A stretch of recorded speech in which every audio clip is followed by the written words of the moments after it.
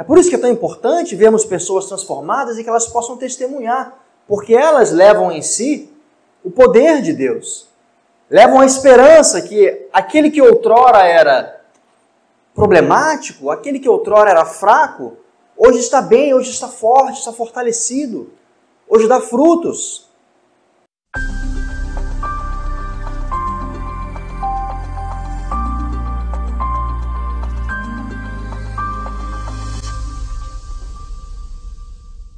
Aproveitar que estamos de pé, eu vou fazer a leitura do nosso texto que vai nos guiar. Ele está lá em Tito. Tito, capítulo 3. O título desta passagem é a conduta do cristão, né? Mas vamos ler a partir já do 8, que diz assim a palavra do Senhor. Esta palavra é digna de confiança, e quero que você afirme categoricamente essas coisas, para que os que creem em Deus se empenhem na prática de boas obras. Tais coisas são excelentes e úteis aos homens. Evite, porém, controvérsias tolas a respeito de genealogias, bem como desavenças e brigas a respeito da lei, porque essas coisas, elas são inúteis e sem valor. Quanto ao que provoca divisões, após adverti-lo pela segunda vez, rejeite-o. Você sabe que tal pessoa se perverteu e está em pecado por si mesma, condenada. Amém? Podeis assentar.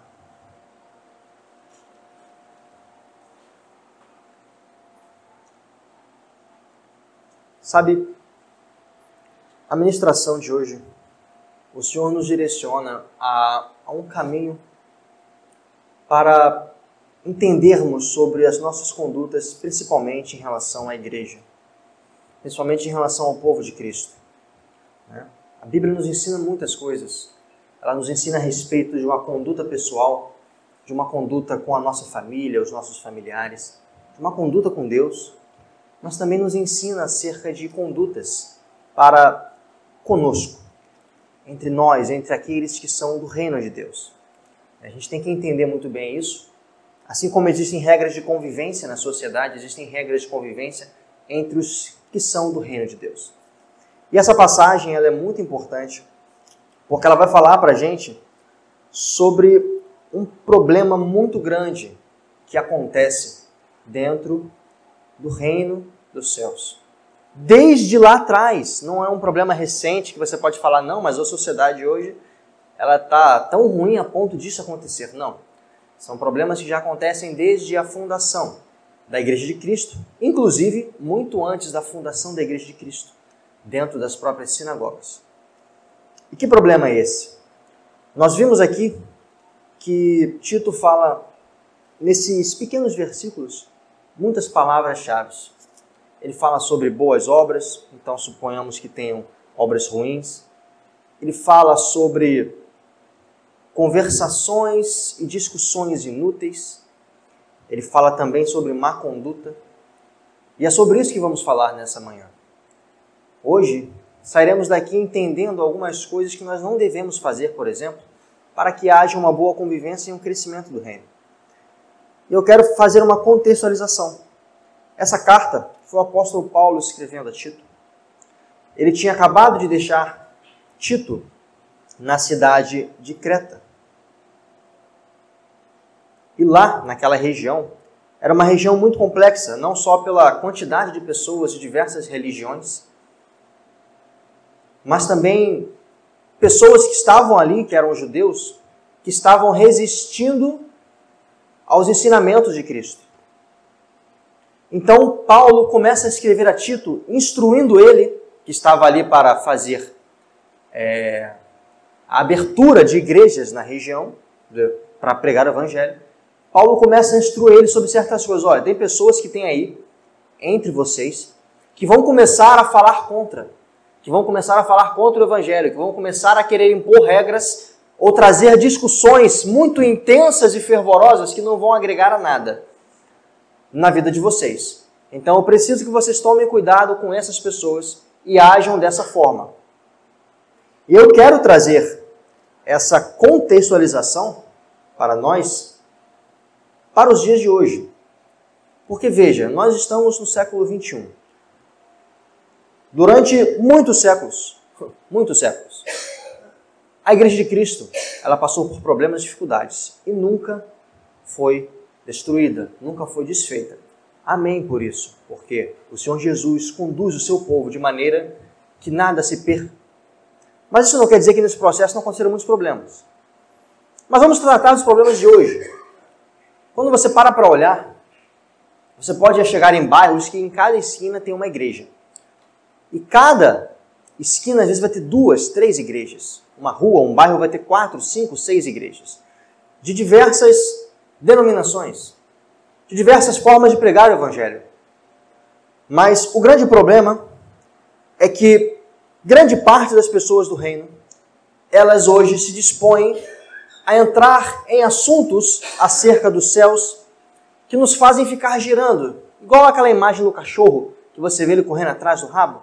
Sabe, às vezes o cachorro está no meio da praia. Ele tem um monte de lugares para ele ir para um lado e para o outro, para o mar, para a areia, para a grama, mas ele decide ficar rodando em volta do seu rabo, porque ele acha que o seu rabo está incomodando ele. E às vezes nós temos esse problema dentro da casa de Deus.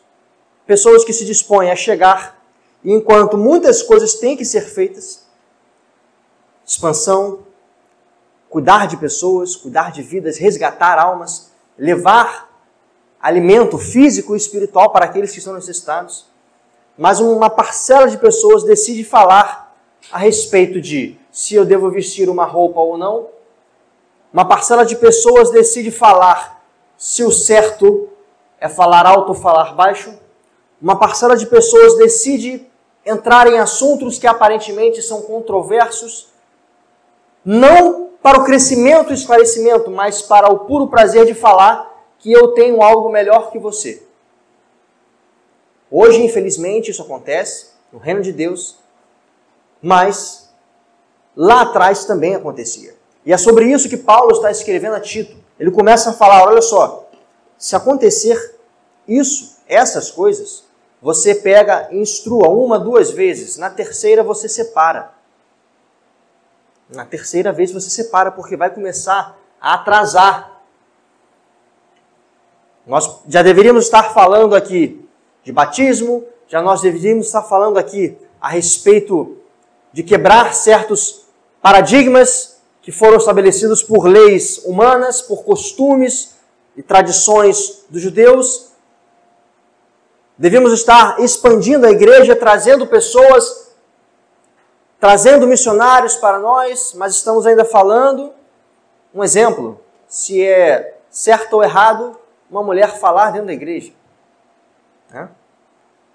Então esse tipo de coisa não agrada a Deus, primeiro porque você perde tempo e você traz isso para a sua vida, você sabe que todo tipo de perda de tempo, aparentemente ela parece agradável. Assim como vícios, já falamos de vícios, de jogos, de hobbies, já falamos tudo isso aqui nesse altar. Aparentemente aquelas conversas parecem que vão edificar para trazer uma verdade absoluta, quando na verdade não vão. Só farão te perder tempo e recursos. Isso se não te fizer perder amigos, te fizer perder relacionamentos. Então vamos destrinchar um pouco a respeito disso.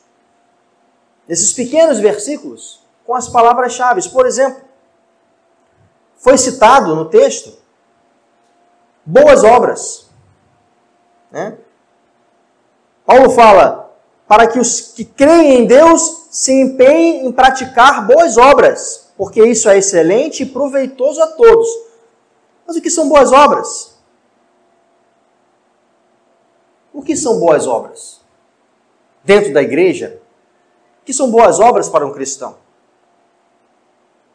Efésios nos lembra que pela graça sois salvos por meio da fé. Isso não vem de vós, e é dom de Deus. A salvação não vem das obras, para que nem se glorie. Então a gente lembra que as boas obras não são para a salvação, porque isso vem da graça, de graça. Mas as boas obras, elas aqui são mencionadas como um fruto genuíno da fé. As boas obras nada mais são do que aquilo que você começa a dar fruto para aqueles que estão ao seu redor, para a sua vida, inclusive. As boas obras não se resumem a você fazer o que tem que ser feito para conseguir algo para você. As boas obras é tudo aquilo que você dá para o crescimento do reino. Porque uma obra, a gente entende como obra, pense no sentido literal, algo que está sendo construído. Geralmente quando você constrói uma casa, quando você constrói uma igreja, quando você constrói alguma coisa, não é só você que usufrui daquilo, as pessoas podem usufruir daquilo também. Então as boas obras são aquelas que deixam frutos para o crescimento das pessoas, frutos para o crescimento espiritual e o avanço do reino de Deus. Mateus 5,16 diz assim: assim resplandeça a vossa luz diante dos homens, para que vejam as vossas boas obras e glorifiquem ao vosso Pai, que está nos céus. Ou seja, quando damos bom testemunho, quando damos bons frutos, são boas obras que não nos remetem somente a nós, mas mostram para as pessoas que estão ao nosso redor a respeito do Pai. É por isso que é tão importante vermos pessoas transformadas e que elas possam testemunhar, porque elas levam em si o poder de Deus. Levam a esperança que aquele que outrora era problemático, aquele que outrora era fraco, hoje está bem, hoje está forte, está fortalecido, hoje dá frutos. Isso são boas obras. E nós temos um exemplo fantástico de testemunho de boas obras, por exemplo, no livro de Atos. Quem lembra de Dorcas? Está lá em Atos 36, Atos 9, 36, perdão, Atos 9, capítulo 9, versículo 36. A palavra diz que Dorcas era cheia de boas obras, das esmolas que ela dava, do trabalho, do serviço que ela fazia em prol da sua comunidade. E quando ela vem a falecer, muitas pessoas choraram, muitas pessoas tiveram desprazer e falaram assim: olha, mas poxa, tanta gente ruim que poderia ir, mas ela nos deixou, que tanto fazia por nós, que tanto fazia por cada um desses. As suas boas obras, elas não eram resumidas em debates, em ficar perguntando quando vai ser a hora do arrebatamento. As suas boas obras não se resumiam a falar: mas você acha que é certo comer isso ou não? As suas boas obras não se resumiam a ficar aqui tentando fazer tudo para agradar as pessoas, para que fosse visto. Não, ela simplesmente fazia porque era necessário, porque ela via a deficiência de certas coisas e se dispunha a fazer o que ninguém estava fazendo. E isso edificava a comunidade. Boas obras significam crescimento do reino, meus amados. E aí você vê algo tão maravilhoso na história de Dorcas e você compara com outro extremo. Você compara, por exemplo, com os fariseus, os quais Jesus, infelizmente, insistiu em ensiná-los. As pessoas confundem, meu amado Duda. Quando a gente lê a Bíblia, as pessoas confundem. Fala assim: nossa, mas os fariseus eram pessoas horríveis, né? Caramba! Jesus, chamou de raça de víboras. Meu Deus, cobra é o diabo, então eles são os emissários do diabo, né? Chega a ser cômico, né? Eles só esquecem de um detalhe. Um pai só corrige quem ele ama. Quem ele não ama, ele deixa de lado. Se Jesus fazia o que fazia com os fariseus é porque amava. Ele só precisava ajustar o foco deles. Porque eram homens que sim, se esmeravam em estar estudando a palavra. Eram homens que estavam dispostos a investir um tempo que muita gente não tem. De estudar as Escrituras, de buscar em Deus, de servir no templo. O problema é que o seu coração se inclinou para que aquelas obras fossem feitas não para o crescimento do reino, mas para o crescimento deles. Um sistema de promoção, um sistema de elevação de status, um sistema de criação de costumes e leis que nem eles conseguiam seguir para se enaltecer e parecerem mais santos, parecerem superiores às pessoas. Veja o contraste, Jesus vai e fala para eles que vocês dão o dízimo da hortelã, do endro e do cominho, mas negligenciam os preceitos mais importantes da lei, que é a justiça, a misericórdia e a fidelidade. Isso está lá em Mateus 23, 23. Olha a diferença. Quando falamos em boas obras, nós temos que tomar muito cuidado, né? Qual é o motivo de eu estar fazendo isso aqui? É porque eu me sinto bem, porque eu acho legal? Ou porque é necessário, porque eu me sinto impelido no Espírito em fazer? Será que eu estou fazendo isso aqui o quê? Para ser notado? Para tentar conseguir um cargo? Para tentar conseguir mudar, ir para uma outra igreja maior? Ou eu estou fazendo isso pelas pessoas, realmente? Sabe, glória a Deus que nós não temos isso aqui nessa igreja, mas muitas pessoas trazem relatos de que isso acontece, igrejas portas afora. Duelos de ministérios. Qual foi o ministério que mais se destacou? Qual foi o ministério que mais conseguiu recursos? Né? Quantos entraram no ministério tal? Tá, mas será que essas são as métricas realmente que você precisa saber para o sucesso de um ministério? Porque ministério é serviço. Será que é isso? Então, o que tem mais gente é o melhor? Será que realmente é esse tipo de conversa que você tem que ter dentro de uma igreja? Ou será que aquele que está precisando de mais gente, que é o que precisa dar atenção, porque ninguém quer fazer? Por que ninguém quer fazer? Qual é o motivo? O que está acontecendo? As métricas, elas estão distorcidas. A gente costuma falar muito, né? Usar o exemplo da casa. Todo mundo gosta de ver uma casa bonita, bem feita, por fora, né? Quem já fez aqui uma obra sabe que a parte de decoração é a mais difícil, né? Que gasta mais, mas é a mais bonita. Mas nem só de decoração se faz uma casa. Por mais que leve mais tempo para fazer o acabamento, porque são muitos detalhes, o que sustenta uma casa são as suas colunas. E além das colunas que estão nas paredes, é a sua fundação. E muita gente não quer estar na parte da fundação, porque ela dá muito trabalho, porque é pesado, porque tem que cavar fundo. Fazer concreto é muito mais difícil do que fazer massa. Experimenta bater uma laje na mão. Hoje tem britadeira, né? Britadeira que você bota ali, agiliza. Ou até o concreto jateado, né? Que o cara já traz no caminhão, né? Mas experimenta bater uma laje. Experimenta virar pedra, cimento e areia. Pesado, dá trabalho. Poucas pessoas querem fazer parte das fundações. E há igrejas que dão foco mais, infelizmente, nas decorações, nos ajustes, na beleza, e não tem raízes sólidas, acabam por si, se não ruindo, abalando e machucando muita gente. Mas além de boas obras, fora falado também sobre, lá no versículo 9 de Tito 3, sobre as controvérsias tolas. Sabe aqueles debates infinitos? Um exemplo, né? Uma velha rixa entre Igreja Batista e Assembleia de Deus. Eu conheço pessoas que, pasmem, quando você pergunta o que elas são, elas falam, não, eu sou batista. Aí eu paro assim, eu dou um sorriso. Aí eu falei, então você é seguidor de João Batista? A pessoa, não, eu sou de Jesus. Não, você é de Jesus ou é Batista? A pessoa se ofende, né? Mas ela não percebe que o que ela fala primeiro não é que eu sou de Cristo, eu sou Batista. Então você leva a bandeira da denominação, você não leva a bandeira de Cristo?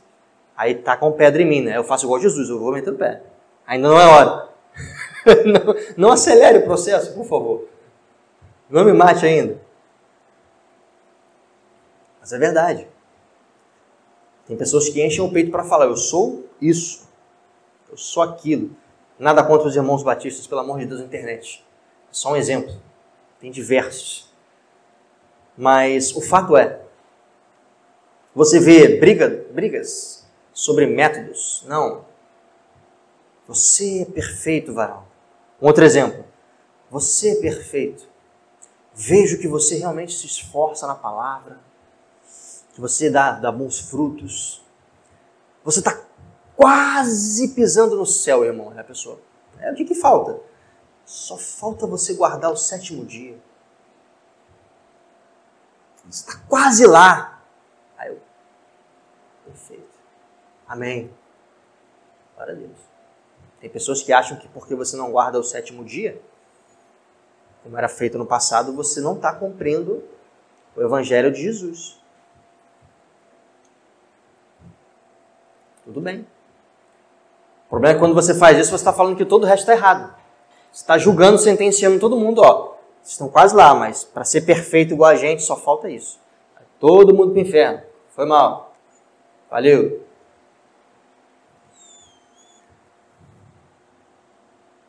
Estilos, formas de louvar. Não. Olha, eu vou aqui fazer, não é uma polêmica não, tá? Fazer um comentário. Hoje eu ouço muita gente falar assim: vocês já ouviram esses louvores de hoje? Aí você, eles são extremamente de autoajuda. Esses louvores de hoje, eles não louvam a Deus. Esses louvores de hoje não são como o de antigamente, onde você sentia a presença de Deus. Sim, interessante. Eu acho isso inadmissível. Bacana. Mas uma pergunta, ser humano. Fale, o louvor foi feito para você, para te agradar, ou foi feito para Deus? E quem fez não foi pensando em você não, fica tranquilo. Foi para Deus. Não foi feito para você não precisa te agradar não, fica tranquilo. Não, mas você tem que entender. Não tem que entender nada. Não foi eu quem fiz. Você pegou, já escreveu alguma coisa? Já escreveu algum louvor? Já compôs alguma coisa? Você ora? O que você faz? Não, mas quem fez não se preocupou com você, se preocupou com Deus. Se foi de coração ou não, quem vai arcar ou não é a pessoa. Não, mas hoje só se fala de prosperidade, mas só se fala de me ajude, me dá isso, me dá aquilo. Mas não pode?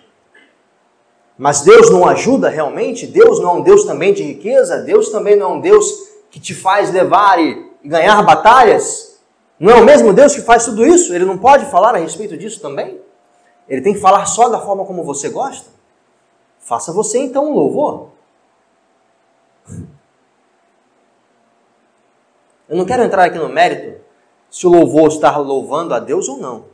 Eu quero falar que as pessoas elas estão hoje tão debilitadas em entender o que é louvar a Deus, que elas mesmas não sabem e querem ficar criticando aquelas pessoas que de alguma forma tentam se expressar de uma forma diferente para louvar a Deus. Mas elas acham que louvar a Deus é só ir entregar quentinha na rua. Elas acham que louvar a Deus é fazer penitência, abrir mão de tudo para falar que sofre por causa de Jesus. Cuidado. Muito cuidado.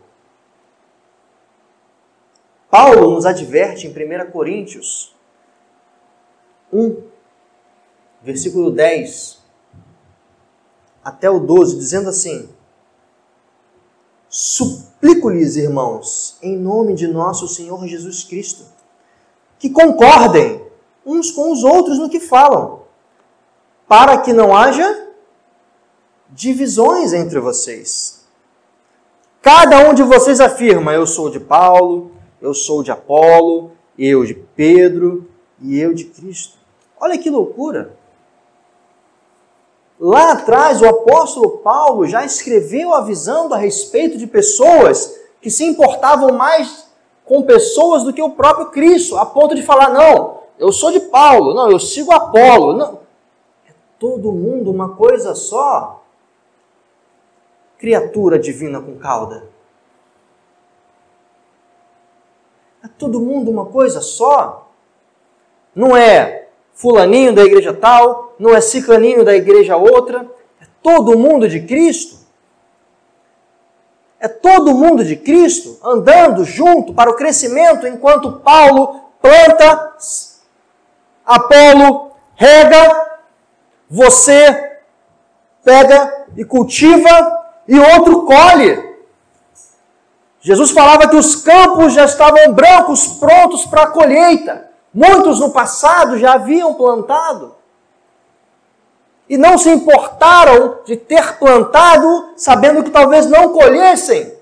Muitos sonharam de estar presentes e vivos na época que Jesus, o Messias, viria, e não puderam estar, mas o que eles fizeram culminou na chegada de Jesus, e eles não se importaram.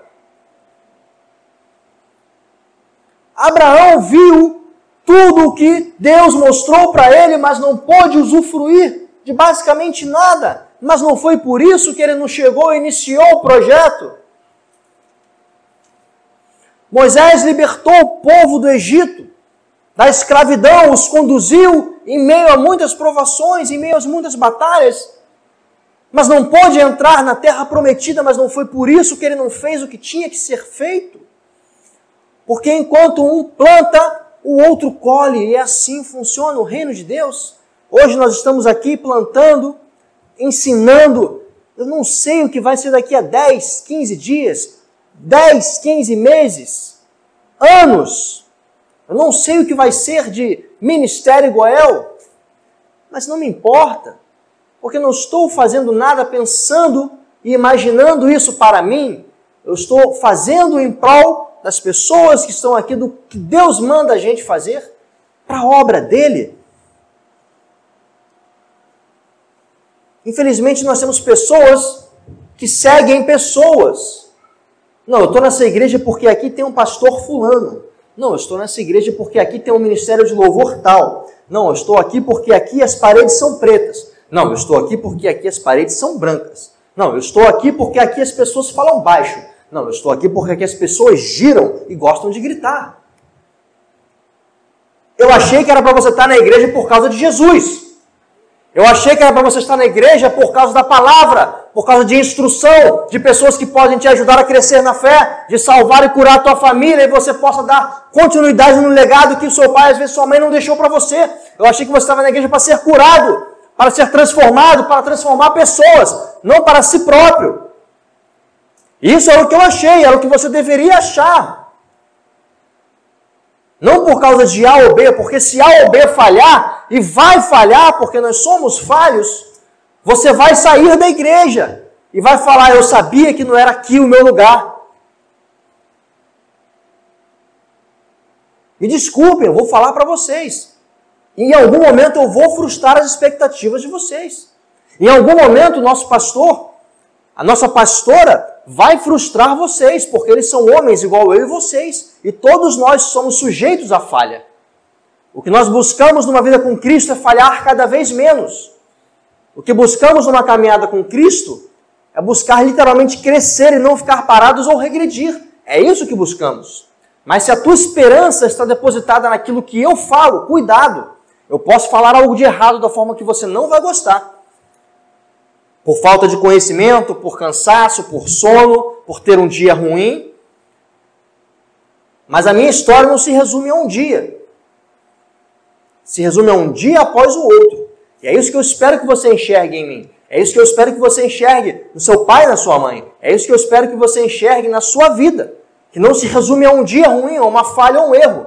Mas um conjunto de ações que vão te levar para frente. Mas por que então insistimos isso?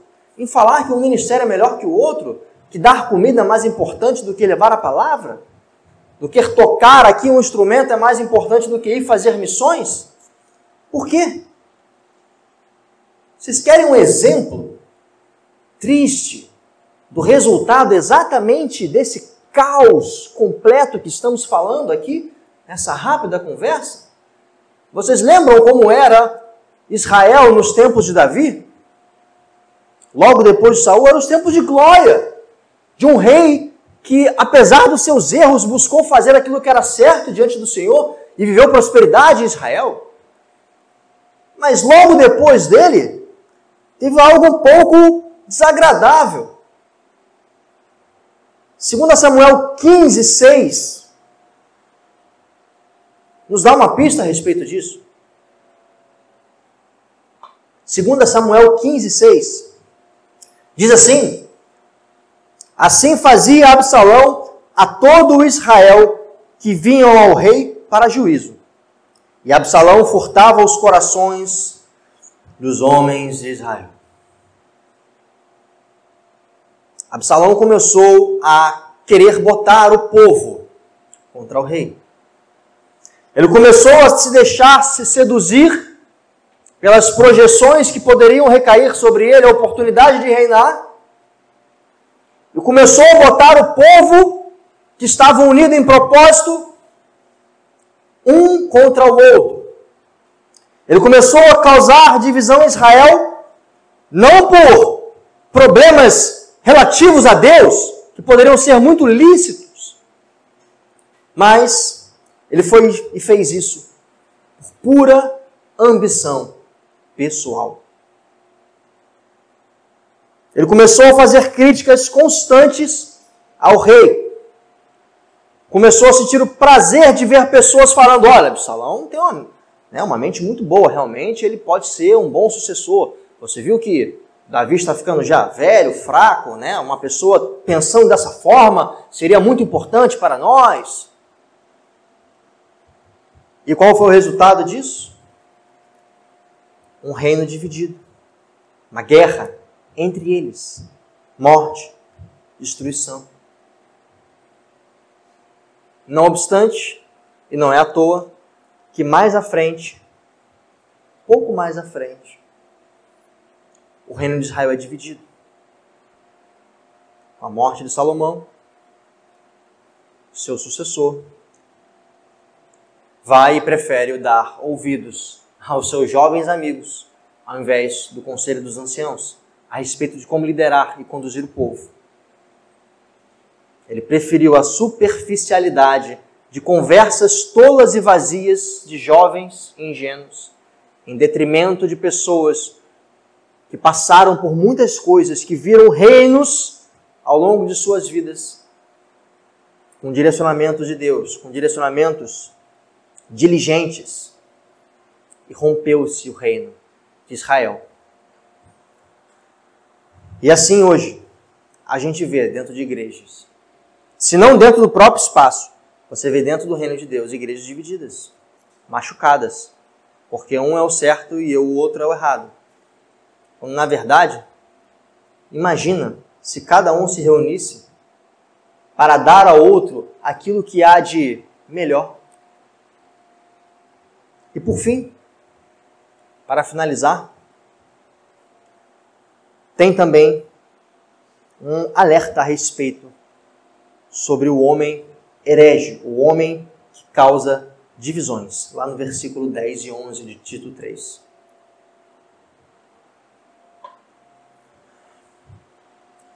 É interessante que herege vem de grego airéticos, que não se refere apenas a falsas doutrinas, tá? É alguém que escolhe suas próprias opiniões acima do coletivo, capaz de criar divisões. Essa é a definição da palavra grega airéticos. Olha que interessante. Olha que interessante. Existe um processo para tratar com essas pessoas que são chamadas de hereges, ou seja, que trazem falsas doutrinas dentro da igreja. Existe uma regra, um processo definido. Lá, que ele vem falando aqui para Tito, ele fala, depois de uma ou outra admoestação, ou seja, isso nos lembra que se alguém vem pecar contra você, isso nos lembra que se alguém vem até você e te cria um problema, você tem que ir e fazer uma ou duas vezes uma repreensão. Você tem essa responsabilidade de falar a respeito do que está na Bíblia. Mas ainda assim, se ele não te ouvir, você traz alguém contigo. Olha, falei com fulano, acho que ele está criando problemas, ele está falando sobre coisas que não são interessantes, está fugindo da palavra. Me ajuda lá a trazer de uma outra forma. Falamos aqui a respeito disso no sábado, né? A forma como temos que tratar, falar com as pessoas é muito importante. Então, se você tem algo para falar e você não está conseguindo dizer ao seu irmão, principalmente se é uma repreensão, pega e chama uma pessoa contigo. Olha que Mateus registra lá no capítulo 18, quando Jesus fala: se teu irmão pecar contra ti, vai e repreende-o entre ti e ele só. É a primeira etapa. Sozinho. Repreensão sempre junto. Ali, ó. Não é na frente de pessoas. Se te ouvir, ganhaste a teu irmão. Mas se não te ouvir, leva ainda contigo 1 ou 2, para que pela boca de 2 ou 3 testemunhas, toda a palavra seja confirmada. Olha que interessante. A respeito dessas pessoas que nós vemos, que estão às vezes entre nós, estão em igrejas, que você olha e fala assim, cara, essa pessoa está querendo problema. Ela quer falar, ela quer começar a conversar sobre temas complexos, temas de profundo estudo, de teologia, que ao longo dos anos, pessoas, professores, mestres, doutores, se empenham a estudar numa faculdade. Ela quer trazer aquele nível de conhecimento de uma coisa que às vezes é 1%. E ela quer tratar como se fosse a solução para todos os problemas da igreja. Acreditem, na nossa vida isso é uma lei, tá? Feita por Pareto. Depois vocês estudem isso. Podem abrir em casa ali, é lei de Pareto. Ele fala que 80% dos nossos problemas, eles se resolvem com apenas 20% das nossas ações. Eu vou repetir. 80% de tudo que nós temos de problemas, esses 80%, esse universo, que é bastante, né? 80% é bastante. Seriam 8 fatias de uma pizza que tem 10 fatias. A maior parte da pizza. 80% das coisas se resolvem com só 20% dos seus esforços. Os 80% dos seus esforços só vão resolver os 20% restantes. Ou seja, traduzindo isso para a gente, existem coisas que são muito simples de nós fazerem, que vai resolver a maior parte dos nossos problemas. Mas se nós ficarmos focados exatamente nesses 20% dos problemas restantes, só, nós vamos ter que gastar muita energia para resolvê-los. Muita energia para resolvê-los. E não convém naquele momento.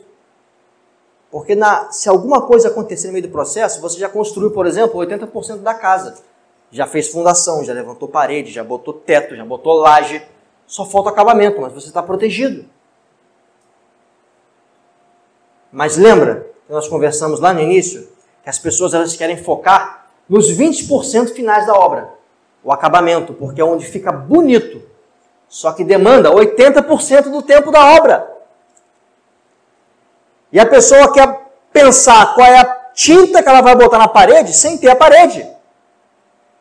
Ela vai se preocupar em escolher qual piso que ela vai botar no banheiro de hóspedes, se ela não tem nem ninguém para quem chamar para a casa dela, por ser uma pessoa desagradável. Um exemplo. Olha só. Isso é um tipo de discussão tola e inútil, que não te faz sair do lugar. E hoje muitas pessoas estão deixando de crescer na fé exatamente porque a liderança das igrejas está preocupada em 20% das coisas que não trazem a maior parte do crescimento.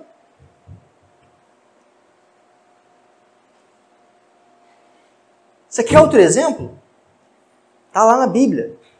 3 João. 3ª carta de João aos seus filhinhos amados. Versículo 9 e 10.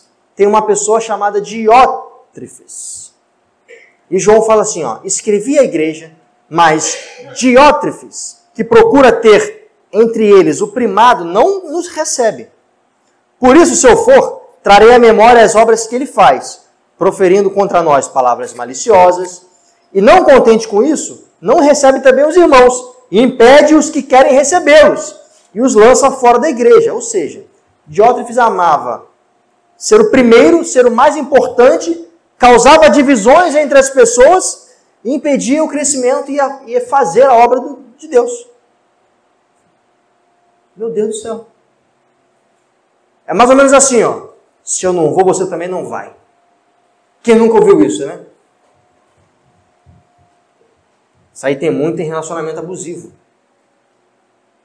E as pessoas matam por causa disso. Que é o famoso, se ele não é meu, não é de mais ninguém. Quem nunca ouviu isso na manchete de segunda de manhã no jornal do almoço? Jovem ou jovem mata outro jovem ou jovem por crime passional, por término de namoro. A pessoa ela não aceita que ela não deu o que tinha de melhor para o outro no relacionamento e ela não aceita que aquela pessoa busque algo melhor. E ela vai ficar revoltada e fala assim, não, você tem que ficar comigo. Mesmo eu sendo horrível, mesmo eu sendo uma pessoa ruim, te tratando mal, você tem que ficar comigo. E às vezes acontece isso dentro de igreja. Se esse ministério não for meu e eu não liderar, então não é de mais ninguém. Eu vou começar a fazer isso, vou começar a falar aquilo, vou começar a falar de ciclano, vou começar a falar de beltrano, vou falar com um pastor tal, vou falar com outra pessoa ali que entende e sabe o que aquela pessoa faz, e você começa a picotar. Meu Deus. Só tem um detalhe, tá? Que eu preciso falar para você aqui, antes da gente ir embora. Provérbios 6. Provérbios 6, do 16 ao 19, diz assim: aquele que semeia contendas entre irmãos, meu amigo, Deus abomina. Vamos ler aqui, por favor. Há 6 coisas que o Senhor odeia, 7 que ele detesta: olhos altivos, língua mentirosa, mãos que derramam sangue inocente, coração que trama planos perversos, pés que se apressam para fazer o mal, testemunha falsa que profere mentiras e aquele que provoca a discórdia entre irmãos. A discórdia entre irmãos é a 7ª coisa, a qual o Senhor abomina.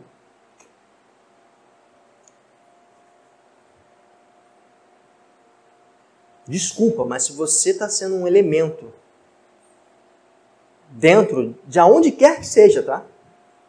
Na igreja, fora dela, o Senhor abomina quem cria discórdia e separação entre irmãos, entre pessoas que pensam da mesma forma. Porque quando ele usa a palavra irmãos, não é irmão só de sangue. Ele fala de pessoas que estão na mesma condição horizontal, que somos nós, por exemplo. Melhor seria que amarrasse uma pedra de moinho e fosse lançado ao mar. Já diz Jesus. Ele complementa isso aqui. Ele veio afirmar, olha, o que está escrito em Provérbios, eu assino embaixo, tá? Que quem causa a dissensão entre irmãos, a desavença, melhor fosse que amarrasse uma pedra de moinho no seu pescoço e fosse lançado ao mar. Ou seja, é melhor para essa pessoa a morte, porque pode achar-se nele graça e misericórdia para ele ir aos céus, do que continuar na terra criando problemas de separação e criando discórdia. Meu Deus, isso foi Jesus quem falou, não sou eu. E agora? E agora, o que fazer então?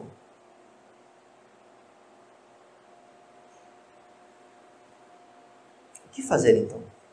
Primeiro, coloque-se de pé, por favor. Estamos encerrando aqui. Diante de tantas coisas que lemos e ouvimos nessa manhã, você tem que agarrar-se a Jesus. Porque Jesus é o foco, Jesus é o centro. Jesus é o caminho, a verdade e a vida. Tudo aquilo que falamos, vivemos, ouvimos, botamos em prática, que não está alinhado com o que Jesus fazia ou o que ele faria, já está no caminho errado. 1 Coríntios 3, do 5 ao 9, diz: pois que Apolo e que a Paulo senão ministros, pelo quais crestes, e conforme o que o Senhor deu a cada um. Eu plantei, Apolo regou, mas Deus deu crescimento. De modo que nem o que planta é coisa alguma, nem o que rega é coisa alguma, mas Deus é quem dá o crescimento, porque nós somos apenas cooperadores de Deus. Nós temos que estar focados naquilo que é o essencial, que é 80% do que é a igreja. Sempre quando você ver uma roda de pessoas conversando, sempre quando você ver pessoas entrando em embates por coisas que não sejam a trindade, a divindade de Deus, a salvação pela graça, a ressurreição, a segunda vinda de Cristo, a inspiração das Escrituras, o Espírito Santo, se você vê algo do tipo, chame, converse no canto, fale assim, irmão, isso convém agora, isso realmente vai trazer crescimento para a gente. Isso está alinhado com a palavra. Porque esse é o essencial. Foquem sempre no essencial. A salvação, a transformação através de Cristo. É isso que Deus espera de nós. O a mais, o detalhe, os ajustes, eles vão sendo feitos pela liderança da igreja, pelo estudo da Bíblia. Talvez esses pequenos detalhes que você fica trazendo de conversa, está na Bíblia e você ainda nem leu. Atenham-se a construir pontes entre as pessoas e não construir muros. Foquem em construir pontes, conexões. Não criar mais muros para nos separar e nos isolarmos e fazermos somente aquilo que nós gostamos aqui, porque ninguém vai nos julgar. Porque aqueles que não estão vendo ou não entendem que saiam da porta para fora. Atenham-se a construir pontes entre pessoas, entre igrejas, entre famílias. Jesus fez isso. Aquela mulher samaritana. Ele chegou e foi lidar com alguém que ninguém queria lidar. Os samaritanos, por um problema lá no passado histórico, de outros povos que também se misturaram em Samaria. E por causa disso, dessa mistura, a maioria do povo de Israel preferiu excluí-los, falando que eles eram impuros, mas quando se preocuparam em ir ajudá-los a expulsar aqueles povos, ir ajudá-los a trazer a doutrina correta, mas muitos preferiram tacar pedras, isolá-los, construir muros. Não, aqui você não entra. Não, com você eu não me relaciono.